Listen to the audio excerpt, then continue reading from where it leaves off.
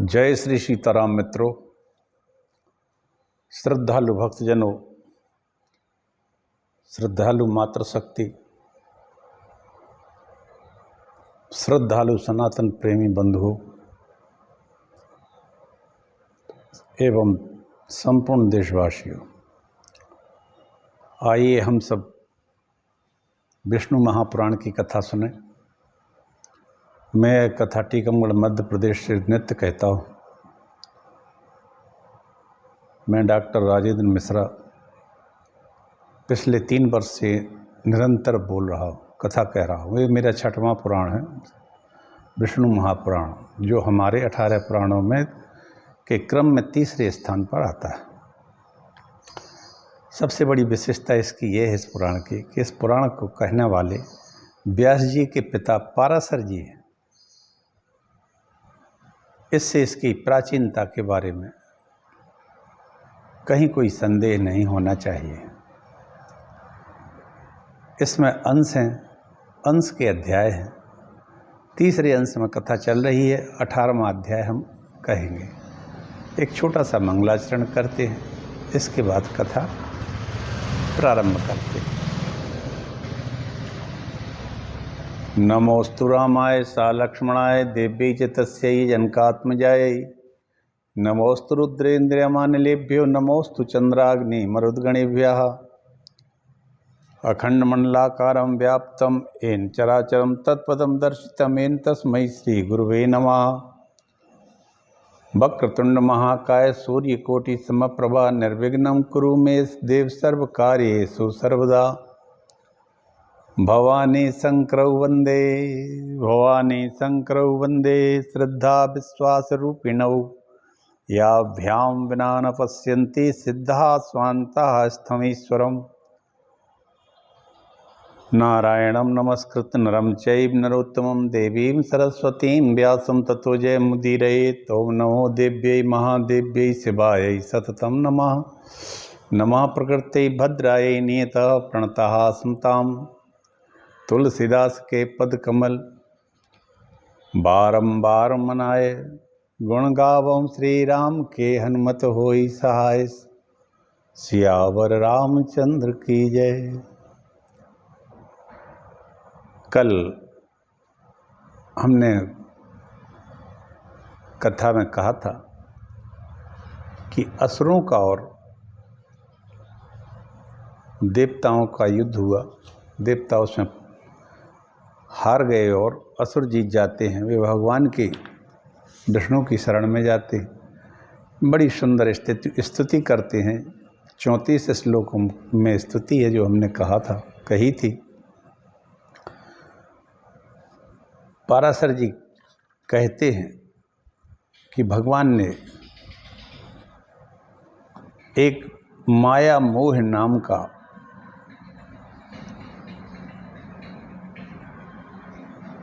एक जीव पैदा किया और कहा कि तुम देवताओं के साथ जाकर देखा,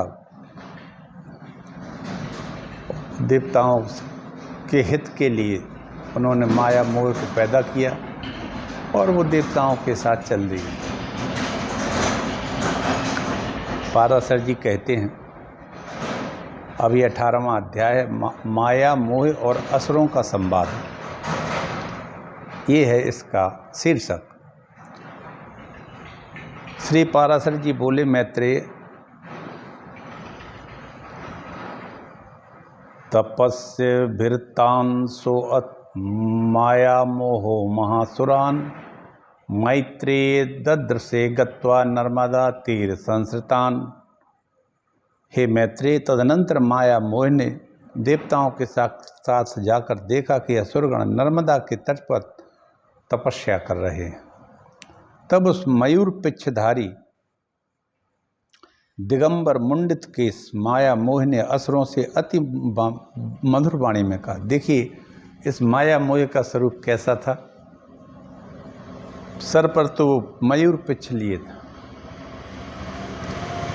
लेकिन दिगंबर था, नग्न अवस्था में था और घुट मुंड था, सर पर बाल नहीं थे। माया मोहवाच, अब वो पहुंच जाता है दैत्यों के स्थान पर जहां तपस्या करते हैं दैत्यासुर। वो कहता है, हे दैत्यपतयो ब्रूत तदर्थम तप्यते तपः एहिकं वाथ पारत्रयम तपसा फलमिच्छथ। महामाया मोह बोला, हे दैत्यपति गण, कहिए आप लोग किस उद्देश्य से तपस्या कर रहे हैं, लौकिक या पारलौकिक? असुरः ऊचुः पारत्रय फललाभाय तपश्चर्या महामते अस्माभिरीयमारब्धा किं बाते अत्र विवक्षितम्। असुर बोले, महामते, हम लोगों ने पारलौकिक फल की कामना से तपस्या आरंभ की है, इस विषय में तुमको हमसे क्या कहना है? तो माया मोह बोला, यदि आप लोगों को मुक्ति की इच्छा हो तो जैसा मैं कहता हूँ वैसा करो। आप लोग मुक्ति के खुले द्वार रूप इस धर्म का आदर कीजिए। यह धर्म मुक्ति में परम उपयोगी है, इससे श्रेष्ठ अन्य कोई धर्म नहीं है।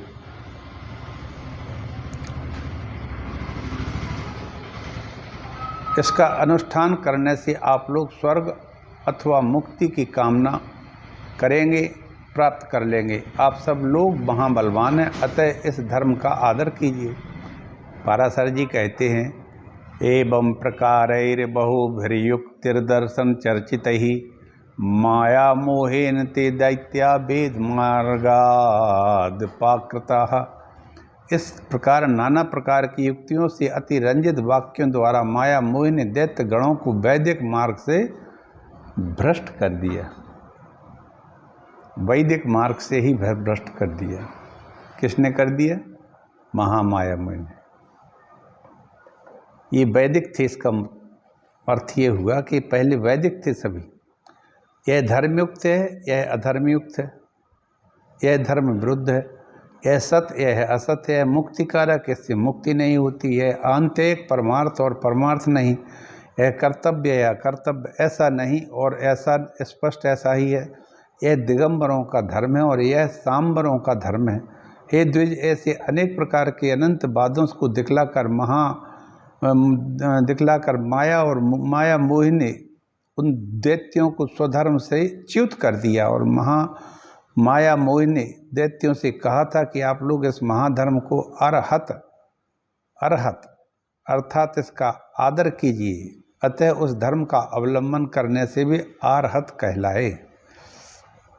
माया मोह ने असुरगणों को त्रयी धर्म से विमुख कर दिया। वे मोहग्रस्त हो गए तथा पीछे उन्होंने अन्य दैत्यों को भी इसी धर्म में प्रवृत्त कर दिया। अरहत धर्म, अब आप लोग समझ गए होंगे कि कौन सा धर्म।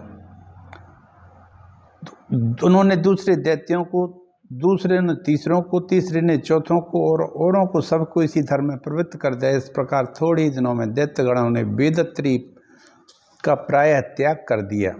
तदनंतर जितेंद्रिय महामाया मोह ने रक्त वस्त्र धारण कर अन्यान्य असुरों के पास जा उनसे मृदु, अल्प और मधुर शब्दों में कहा, हे असुरगण, यदि तुम लोगों को स्वर्ग और मोक्ष की इच्छा हो तो पशु हिंसा आदि दुष्ट कर्मों को त्याग कर बोध प्राप्त करो।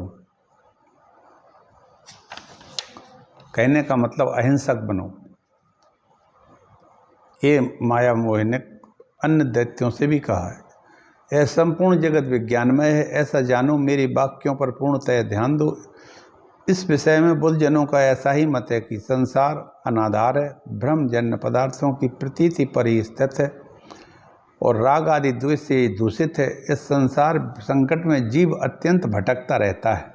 इस प्रकार बुद्ध्यत जानो, बुद्ध्यत ध्वम समझो, बुद्ध्यता जानो आदि शब्दों से बुद्ध धर्म का निर्देश कर माया मोह ने दैत्यों से उनका निज धर्म छुड़ा दिया। माया मोह ने ऐसे युक्ति पूर्वक वाक्य कहे जिससे उन दैत्यगणों ने त्रयी धर्म को त्याग दिया। उन दैत्यगणों ने अन्य दैत्यों से अन्यान्य ऐसे ही वाक्य कहे। मैत्रेय इस प्रकार श्रुति स्मृति भेद अपने परम धर्म का त्याग कर दिया। मोहकारी माया मोह ने और भी अनेक दैत्यों को भिन्न भिन्न प्रकार के विविध पाखंडों से मोहित कर दिया। इस प्रकार थोड़े ही समय में माया मोह के द्वारा मोहित होकर असुरगण ने वैदिक धर्म की बातचीत करना भी छोड़ दिया। इस तरह वैदिक धर्म को छोड़ दिया इन लोगों ने, दुष्टों ने। हे द्विज, उनमें से कोई वेद की, कोई देवताओं की, कोई याज्ञ कर्मों कलापों की, कोई ब्राह्मणों की निंदा करने लगे और कहने लगे हिंसा से ही धर्म होता है। यह बात किसी प्रकार युक्ति संगत नहीं है। अग्नि में हवि जलाने से फल होगा, यह भी बच्चों की सी बात है। अनेकों यज्ञों के द्वारा देवत्व लाभ करके यदि इंद्र को शर्मी और काष्ठा ही भोजन करना पड़ता है तो इससे तो पत्ते खाने वाला पशु ही अच्छा है। यदि यज्ञ में बलि किए गए पशु को स्वर्ग की प्राप्ति होती है तो यजमान अपने पिता को ही क्यों नहीं मार डालता। यदि किसी अन्य पुरुष के भोजन करने से किसी पुरुष की तृप्ति हो सकती है तो विदेश की यात्रा में समय खाद्य पदार्थ ले जाने का परिश्रम करने की क्या आवश्यकता है। घर का कोई खा लेगा, उसका पेट भर जाएगा। इसके प्रति उपेक्षा करना चाहिए। श्रेय साधन के लिए जो मैंने कहा उसमें रुचि करनी चाहिए। असुरगण श्रुति और आप्त वाक्य कुछ आकाश से नहीं गिरा सकते। हम तुम और अन्य सबको भी युक्ति युक्त वाक्यों को ग्रहण कर लेना चाहिए। पाराशर जी कहते हैं माया मोहेन ते दैत्या प्रकारे बहुभिस्तता व्युत्थापिता यथा नैषाम त्रयी कश्चिदरोचयत। इस प्रकार अनेक युक्तियों से माया और मोह ने दैत्यों को विचलित कर दिया है, जिससे उनमें से किसी की भी वेद में रुचि में नहीं रही। इस प्रकार दैत्यों के विपरीत मार्ग में प्रवृत्त हो जाने से देवगण खूब तैयारी करके युद्ध के लिए आ गए। अब संग्राम पुनः छिड़ जाता है। इसमें दैत्यगण देवताओं के द्वारा पूर्णतः मार दिए जाते हैं। पहले दैत्यों के पास जो स्वधर्म रूप कवच था उसी से उनकी रक्षा हुई थी। अब की बार उसके नष्ट हो जाने से वे नष्ट हो गए। हे मैत्रेय, उस समय से जो लोग माया मोह द्वारा प्रवर्तित मार्ग का अवलंबन करने वाले हुए, हे मैत्रेय, उस समय से जो लोग माया मोह द्वारा प्रवर्तित मार्ग का अवलंबन करने वाले हुए वे नग्न कहलाए, क्योंकि उन्होंने वेदत्रयी रूप वस्त्र को त्याग दिया था। ये है उस नग्न की पूरी परिभाषा। वेदत्रयी हमारे तीनों वेदों रूपी जो वस्त्र सनातन धर्म में है उसको जो त्याग देता है वो नग्न कहलाता है। ब्रह्मचारी, गृहस्थ, वानप्रस्थी, सन्यासी, ये 4 ही आश्रम हैं। इनके अतिरिक्त 5वां आश्रम कोई है ही नहीं। हे मैत्रेय, जो पुरुष गृहस्थाश्रम को छोड़ने के अनंतर वानप्रस्थ या सन्यासी नहीं होता है वह पापी भी नग्न ही कहलाता है। हे विप्र, सामर्थ्य रहते हुए वेद कर्म नहीं करता है वह उसी दिन पतित हो जाता है। उस एक दिन रात ही उसके संपूर्ण नित्य कर्मों का क्षरण हो जाता है। मैत्रेय, आपत्ति काल को छोड़कर और किसी समय एक पक्ष नित्य कर्म का त्याग करने वाला पुरुष महान प्रायश्चित से शुद्ध होता है। जो पुरुष 1 वर्ष तक नित्य क्रिया नहीं करता उस पर दृष्टि पड़ जाए तो साधु पुरुष को भी सूर्य का दर्शन करना चाहिए। हे महामते, ऐसे पुरुष का स्पर्श होने पर वस्त्र सहित स्नान करने से शुद्धि होती है। पापात्मा की शुद्धि तो किसी प्रकार हो ही नहीं सकती। वाह! जिस मनुष्य के घर में देवगण, ऋषिगण, पितृगण और भूतगण बिना पूजित हुए निश्वास छोड़ते अन्यत्र चले जाते हैं, व्यक्ति को हमेशा देवताओं की, ऋषियों की, पितृगणों की, भूतगणों को सभी के लिए पूजना चाहिए। उनको भोजन भी देना चाहिए, आहुति देना चाहिए। यदि नहीं देते हैं, उनको बिल्कुल ही नहीं पूछते हैं, कुछ नहीं करते हैं तो वो घर छोड़ के चले जाते हैं। लोक में इससे बढ़कर कोई फिर पापी नहीं रहता। हे द्विज, ऐसे पुरुष के साथ 1 वर्ष तक संभाषण, कुशल प्रश्न और उठने बैठने से मनुष्य उसी के समान पापात्मा हो जाता है। जिसका शरीर अथवा ग्रह देवता आदि के निश्वास से निहित है उसके साथ अपने ग्रह, आसन और वस्त्र आदि को ना मिलावे। जो पुरुष उसके घर में भोजन करता है, उसका आसन ग्रहण करता है, उसके साथ सैया पर शयन करता है, वह शीघ्र ही उसी के समान महापापी हो जाता है। जो मनुष्य देवता, पितर, भूतगण और अतिथियों का पूजन किए बिना स्वयं भोजन करता है वह पाप में भोजन करता है, उसकी शुभ गति नहीं होती। जो ब्राह्मण आदि वर्ण स्वधर्म को छोड़कर परधर्मों को प्रवृत्त है और हीन वृत्ति का अवलंबन करते हैं वे नग्न कहलाते, वे भी नग्न कहलाते हैं। स्वधर्म को छोड़कर दूसरे धर्म की प्रवृत्ति में आना भी नग्नता कहलाता है। हे मैत्रेय, जिस धर्म में चारों वर्णों का अत्यंत मिश्रण हो, उसमें रहने से पुरुष की साधु वृत्ति खत्म हो जाती, क्षय हो जाता है। जो पुरुष ऋषि, देव, पितृ, भूत और अतिथिगण का पूजन किए बिना भोजन करता है, उसका संभाषण करने से भी लोग नरकों में पड़ते हैं। अतः वेदत्रयी के त्याग से दूषित नग्नों के साथ प्राज्ञ पुरुष सर्वदा संभाषण और स्पर्श आदि का त्याग कर दे।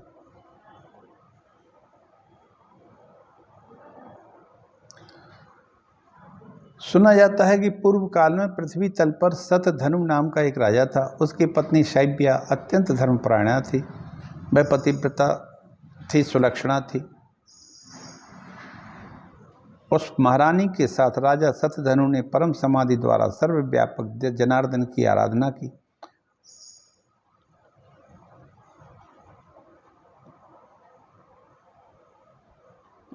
आराधना करने लगे। द्विज एक दिन कार्तिकी पूर्णिमा के उपवास कर उन दोनों पति पत्नियों ने गंगा जी में एक साथ स्नान करने के बाद आने पर एक पाखंडी को सामने आता देखा। वह ब्राह्मण उस महात्मा राजा के धनुर्वेदाचारी का मित्र था।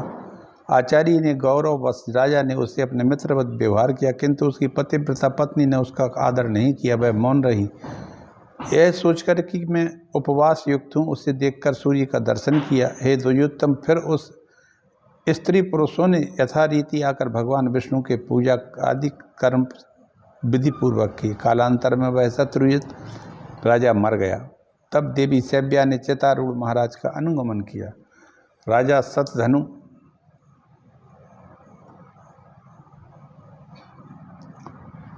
ने उपवास अवस्था में पाखंडी से वार्तालाप किया था। उस पाप के कारण उसने कुत्ते का जन्म लिया। ओहो, अब आजकल कैसे पता है कि ये पापी है, ये धर्मात्मा है।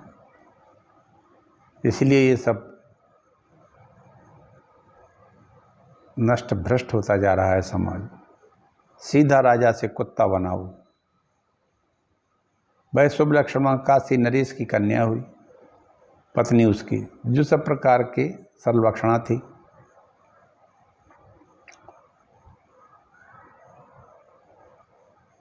सयानी होने पर, जवान होने पर उसने विवाह नहीं किया। तब उसने दिव्य दृष्टि से अपने पति को स्वान हुआ जान विदिशा नामक नगर में जाकर वहाँ कुत्ते की अवस्था में देखा। वो कुत्ता भी बना तो विदिशा का बना। और वह पत्नी जो काशी नरेश की पुत्री हुई थी, वो वहाँ स्वान के रूप में देखकर सुंदरी ने सत्कार पूर्वक भोजन करा दिया। उसके दिए हुए अति मधुर और इच्छित अन्न को खाकर वह अपनी जाति के अनुकूल नाना प्रकार की चाटुता प्रदर्शित करने लगा। उसकी चाटुता करने से अत्यंत संकुचित उस बालिका ने कुत्सित योनि में उत्पन्न हुए उस अपने प्रियतम को प्रणाम कर उससे इस प्रकार कहा, महाराज, आप अपनी उस उदारता का स्मरण कीजिए जिसके कारण आज आप स्वान यानी कुत्ते की योनि को प्राप्त होकर मेरे चाटुकार हुए हैं।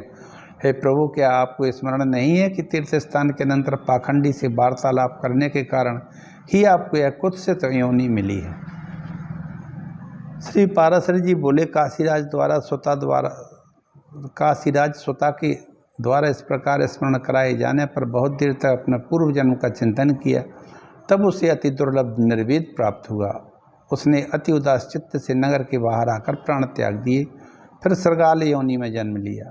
तब काशीराज की कन्या ने सृगाल को कोलाहल पर्वत पर गई। सृगाल योनि में उत्पन्न हुआ देख वह सुंदरी राजकन्या बोली, हे राजेंद्र, स्वान योनि में जन्म लेने पर मैंने आपसे जो पाखंडी के वार्तालाप का वृतांत कहा था, क्या वह आपको स्मरण है? सत्यनिष्ठा में श्रेष्ठ राजा शतधनु ने इस प्रकार कहने पर सारा सत्य वृत्तांत जानकर निराहार रह वन में अपना फिर से शरीर छोड़ दिया। फिर एक भेड़िया हुआ। उस समय भी अनिंदिता राजकन्या ने निर्जन वन में अपने पति को फिर स्मरण कराया। फिर वो मर जाता है, फिर भेड़िया हो जाता है सृगाल के बाद। इस प्रकार भेड़िए का शरीर भी छोड़ के फिर गृध्र बनता है।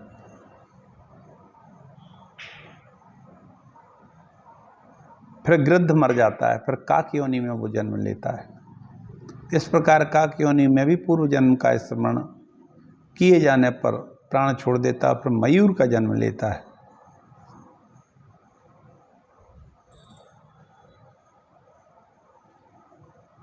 मयूरावस्था में काशीराज की कन्या उसे क्षण क्षण में अति सुंदर मयूरोचित आहार देती और उसकी टहल करती। उस समय राजा जनक ने अश्वमेध नामक महायज्ञ किया। यज्ञ में अवभृत स्नान के समय उस मयूर को स्नान कराया। तब उस सुंदरी ने भी स्वयं भी स्नान कर राजा को यह स्मरण कराया कि किस प्रकार उसने श्वान, श्रृगाल आदि योनि ग्रहण की थी। अपनी जन्म परंपरा का स्मरण होने पर उसने अपना शरीर त्याग दिया, फिर महात्मा जनक जी के यहाँ ही पुत्र रूप से जन्म लिया। वाह! तब उस सुंदरी ने अपने पिता को विवाह के लिए प्रेरित किया। उसकी प्रेरणा से राजा ने उसके स्वयंवर का आयोजन किया। स्वयंवर होने पर राजकन्या ने स्वयंवर में आए हुए अपने उस पति को पतिभाव से वरण कर लिया। राजकुमार ने काशीराज कन्या के साथ नाना प्रकार के भोग भोगे और पिता के परलोकवासी होने पर विदेह नगर का राज्य किया। उसने यज्ञ किए, बहुत पुत्र उत्पन्न हुए। इस प्रकार उस राजा ने पृथ्वी का न्याय के अनुकूल पालन करते हुए राज्य भोग किया और अंत में प्रिय प्राणों को धर्म युद्ध में छोड़ा। तब उस सुलोचना के पहले के समान फिर अपने चेतारूढ़ पति का विधिपूर्वक प्रसन्न अनुगमन किया। इंद्रलोक से ही उत्कृष्ट अक्षय लोकों को प्राप्त हुई। हे द्विज, इस प्रकार मैंने तुमसे पाखंडी से संभाषण करने का दोष, अश्वमेध यज्ञ में स्नान करने का महात्म का वर्णन किया। इसलिए पाखंडी और पापाचारियों से कभी वार्तालाप और स्पर्श न करे। विशेषतः नित्य नैमित्तिक कर्मों के साथ जो यज्ञ क्रियाओं के लिए दीक्षित हो, उसे तो उनका संसर्ग त्याग देना अत्यंत आवश्यक। कहने का आशय है कि कभी भी पाखंडी, धोखेबाज, दुष्ट, पापियों से वार्तालाप ना करे, ना उनका स्पर्श करे, ना हाथ मिलावे। आजकल हाथ मिलाने की बड़ी परंपरा है।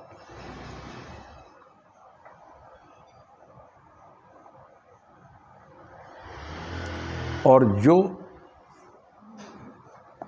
ब्राह्मण यज्ञ आदि कराता है उसको तो बिल्कुल भी इनका साथ नहीं करना चाहिए, इन दुष्टों का। जिसके घर में 1 मास तक नित्य कर्मों का अनुष्ठान ना हुआ, उसे देख लेने पर बुद्धिमान मनुष्य सूर्य का दर्शन करे।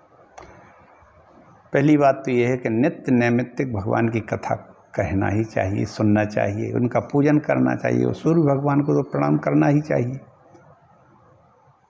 जो वैदिक मत का विरोध करते हैं उन पापात्माओं का दर्शन भी नहीं करना चाहिए। इन दुराचारी पाखंडियों के साथ वार्तालाप करके संपर्क रखने, उठने बैठने से महान पाप लगता है। इसलिए इन सब का परित्याग करें। पाखंडी, विकर्मी, बिडाल व्रत वाले, बिडाल व्रत अर्थात छिपे छिपे पाप करना बिडाल व्रत कहलाता है। जो ऐसा करते हैं वे बिडाल व्रत वाले, जो छुप के पाप करते हैं, छुप के दारू पीते हैं, छुप के मांस का, मदिरा का सेवन करते हैं और बाहर आके बड़ा अच्छी वार्ता करते हैं, अंदर से महान भ्रष्ट रहते हैं। इनको बिडाल कहते हैं, बैडाल व्रत वाले। इन लोगों का कभी संसर्ग नहीं, दूर से ही इनको त्याग देना चाहिए। ये सभी नग्नों की अवस्था में आते हैं। इस प्रकार मैंने तुम्हें नग्नों की व्याख्या की है, जिनके दर्शन मात्र से श्राद्ध नष्ट हो जाता हो, जिनके साथ संभाषण करने से मनुष्य का एक दिन का पुण्य क्षीण हो जाता हो। हे पाखंडी, बड़े पापी होते हैं। बुद्धिमान पुरुष इनसे कभी संभाषण ना करे। इनके साथ संभाषण करने से पूरे दिन का पुण्य ही खत्म हो जाता है, नष्ट हो जाता है। जो बिना कारण ही जटा धारण करते हैं, जो बिना कारण जटायु बने रहते हैं, जटा धारण करते हैं, मूंड मुड़ाते हैं, देवता अतिथि आदि को भोजन कराए बिना स्वयं ही भोजन करते हैं, सब प्रकार से शौचहीन हैं तथा जलदान, पितृपिंड आदि से बहिष्कृत हैं, उन लोगों से वार्तालाप करने से भी लोग नरकों में चले जाते हैं। इसी के साथ आज तृतीय अंश समाप्त होता है, पूर्ण हो जाता है। समाप्त क्या कहें, पूर्ण हो जाता है। और अब कल से चतुर्थ अंश की हम कथा कहेंगे मित्रों। अब वंश वर्णन होगा। इस वंश वर्णन में वैवस्वत मनु के वंश का वर्णन पहले कहेंगे। हर कथा में, हर भागवत कथा में वंश वर्णन होते हैं। इसी में हम जो वर्तमान में वैवस्वत मनु का समय चल रहा है, यहाँ इसकी कथा कहेंगे। आज की कथा सबको अच्छी लगी होगी, क्योंकि ये सदाचार में ही आता है। दुष्ट पुरुष, इसका पूरा सार ये है कि भगवान का चिंतन करना चाहिए, दुष्ट पुरुषों का साथ त्याग देना चाहिए। क्यों त्याग देना चाहिए? क्योंकि माया मोह से ग्रसित है, वही असुर होता है। अत्यंत माया मोह से ग्रसित व्यक्ति असुर की योनि में ही समझो, देव योनि वाले व्यक्ति इन सब चीज़ों से मुक्त रहते हैं। इसीलिए सदैव भगवान का स्मरण, विष्णु भगवान का करो। और ये कथा भगवान लक्ष्मी नारायण के चरणों को समर्पित है। बोले लक्ष्मी नारायण भगवान की जय, पाराशर महाराज की जय, संपूर्ण देवताओं की जय, संपूर्ण सुनने वालों की जय, और जो नहीं सुनते हैं और धर्मात्मा हैं उन सभी की जय। वंदे मातरम। हर हर हर महादेव शंभो।